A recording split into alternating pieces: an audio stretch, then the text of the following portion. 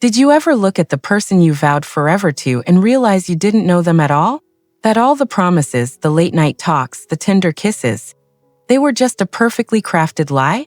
For me, that realization came not with a bang, but with the quiet sound of a door closing on the life I thought I finally had. My name is Eliza. I'm 34 and I run a small, beautiful little flower shop in downtown Charleston. It's quaint, it's historic, and it barely pays the bills. My real world, my whole heart, is an 8-year-old tornado named Lily. Being a single mother is the most rewarding, most exhausting, most terrifying job on earth.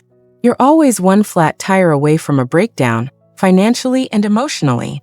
I had learned to build my world around Lily, a fortress built of love and sheer exhaustion. The financial struggle was only part of my pain. My family, the powerful old money Thompsons, had cut me off years ago. They disapproved of my choices, my independence, my failure to marry into a suitable dynasty. To them, I was a cautionary tale, a social embarrassment. Living in Charleston, surrounded by their shadow, felt like wearing a scarlet letter. I was desperate for stability, not just for me, but for Lily. I needed someone strong, someone who saw me, not the failure the Thompsons had branded. That's when Mark walked into my shop. It was the day before a major event I was handling, a high society wedding.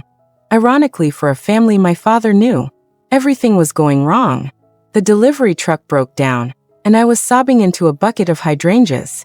Mark, impeccably dressed, a sharp, handsome man who looked like he owned half the city, just stopped. He wasn't there for flowers. He was checking on a property next door. He didn't offer money, he offered help. He drove me to the wholesaler, stayed until 2 a.m. to help me assemble the centerpieces, and told me a joke about a wilted tulip that made me laugh until my cheeks hurt. Mark was an architect, a rising star in development, and utterly unlike anyone I'd ever known. He was patient, funny, and treated Lily like she was the smartest kid in the world. He pursued me with a quiet intensity that felt honest. For the first time, I felt chosen, truly loved. 6 months later, under the grand oaks of Boone Hall, Mark and I were married. I finally had the stability I craved, and Lily had a father figure she adored. I thought my dark chapter was over. The night of our honeymoon, hours after the reception guests had left, I woke up. Mark was standing on the balcony, overlooking the shimmering harbor. He wasn't looking at the view. He was staring down at the city, a harsh, almost unrecognizable expression hardening his face. He held his phone, the screen dimly illuminating a document, a decades-old contract with my father's company letterhead. Then I heard him whisper low and cold into the phone, "It's done. I'm in. The Thompsons are finally going to pay for what they did." I froze, the diamond on my finger suddenly feeling like a shackle. I pretended to be asleep, but in the silence, one terrifying thought echoed. Who did I just marry? We settled into a breathtaking new life, a beautiful, sunlit house near the Battery, lavishly renovated by Mark. My little flower business was suddenly booming, thanks to Mark's connections. It was the life my family had always wanted for me, yet they still kept their distance, wary of Mark's rapid ascent and his refusal to bow to my father, James Thompson. The deeper I got into the marriage, the more perfect it seemed, which only fueled the quiet dread from that first night. Life was a blur of domestic perfection. Mark taught Lily how to sail on the Cooper River, something my real father never had time for. He fixed my shop's ancient plumbing. He was present. He was kind. Yet the work calls never stopped. Mark was aggressively acquiring old, undervalued properties around the Thompson family's primary corporate land holdings. He dismissed it as a strategic expansion that would make us rich. But his eyes would go cold when he talked about the Thompson Corporation. A brief, hard glint that disappeared as quickly as it came. I started reflecting on my family's past, trying to find a reason for Mark's obsession. The Thompsons are not saints. They built their empire on ruthless deals, stepping on people to get ahead. My father, James, had a reputation for being a shark. The reason he initially disowned me was because I tried to question him about a property deal that had financially devastated a small, local construction company years ago. I remember seeing the headline in an old newspaper when I was a teenager, a tragic story about a family losing everything. My father had simply said, "Collateral damage." It sickened me then, and it sickened me now. But what did that have to do with Mark? The shift became impossible to ignore when Mark started asking about my mother's old investment portfolio. Not out of curiosity, but with specific, pointed questions about transfer dates and minority shareholders. He was looking for vulnerabilities, weak spots in the Thompson fortress. I gave him vague answers, my heart pounding, convinced that my husband, the man I loved, was secretly building a weapon.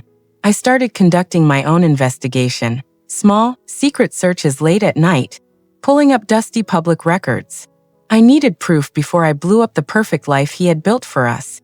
The breakthrough came while organizing Mark's cluttered desk for him, a small domestic gesture that felt like treason. Beneath a stack of blueprints, I found a faded photograph, a younger Mark, maybe 12 years old, standing next to a proud, smiling man. It wasn't my father-in-law. Written on the back in cursive were two names, Mark and Thomas Rourke. The Rourke shipyard. My blood ran cold. Thomas Rourke, the owner of that small, local construction company my father had ruined 20 years ago. The one who lost everything. The one whose tragic story I had read in the paper. Mark Thompson wasn't Mark Thompson. He was Mark Rourke, the son of the man my family destroyed. He hadn't married me for love. He had married me for access. The wedding, the house, the love for Lily. It was all a brilliantly calculated strategy of revenge. The confrontation happened that night in the middle of our immaculate, expensive kitchen. I slammed the photo onto the marble counter. Rourke. Your name is Mark Rourke. He didn't deny it. The handsome, gentle mask fell away, replaced by the grim, driven man I'd seen on the balcony. He confessed everything. How his father's ruin by James Thompson led to years of struggle and shame, and how he had spent 2 decades meticulously planning his retribution.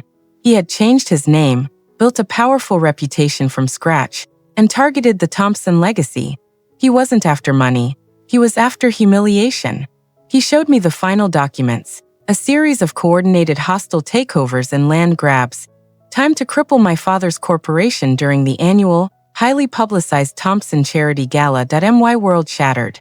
I wasn't just betrayed. I was a pawn. Did you ever love me? The question was barely a whisper. He looked at me, his vengeful facade momentarily cracking. The plan was simple, Eliza. Marry the daughter, get the inside track. But somewhere along the way, I fell in love with you. And Lily, she's the best part of my life. His confession was heartbreakingly honest, but it didn't undo the years of deceit. The choice was agonizing. Protect the powerful, cruel family who disowned me, or protect the man who lied but learned to love me. Even though his vengeance was understandable, I realized the Thompson family's wealth was built on the misery of families like the Rourkes. My father was the true villain. But I also saw that Mark's revenge wouldn't bring his father back or heal his pain. It would only create new victims, Lily and the countless innocent people who worked for the Thompson Corporation. That I made a terrible, decisive choice. I took the evidence Mark had accumulated, proof of my father's original corruption, and proof of Mark's devastating counterattack. I confronted my father, not with anger, but with the cold, hard evidence of his past actions. I told him, if you don't undo what you did to Thomas Rourke's family, I will expose everything, Mark's plan and your original crime, to the press right before your gala. I didn't want revenge.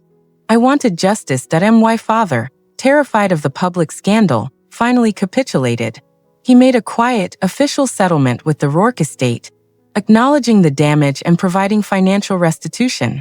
Mark's need for vengeance was finally satisfied, not by destruction, but by forced atonement. The marriage, however, was over. Mark left Charleston, leaving me a note that simply said, "You are the best person I have ever known. You taught me how to stop fighting. Be happy." I was officially divorced, but I was free. I was no longer the outcast daughter or the trophy wife. With the truth revealed, I had secured justice for an old wrong and in doing so finally earned my own self-respect. I moved my shop to a bigger location, no longer needing anyone's money or approval. Lily and I had lost a husband and stepfather, but we had gained a life built on solid, honest ground. Sometimes, the only way to save yourself is to expose the darkness, even if it comes from the person you love the most. Remember this. Never underestimate the power of a woman who has nothing left to lose. But the truth. If this story resonated with your heart, give this video a like, hit that subscribe button, and ring the notification bell so you never miss another story of love, lies, and second chances.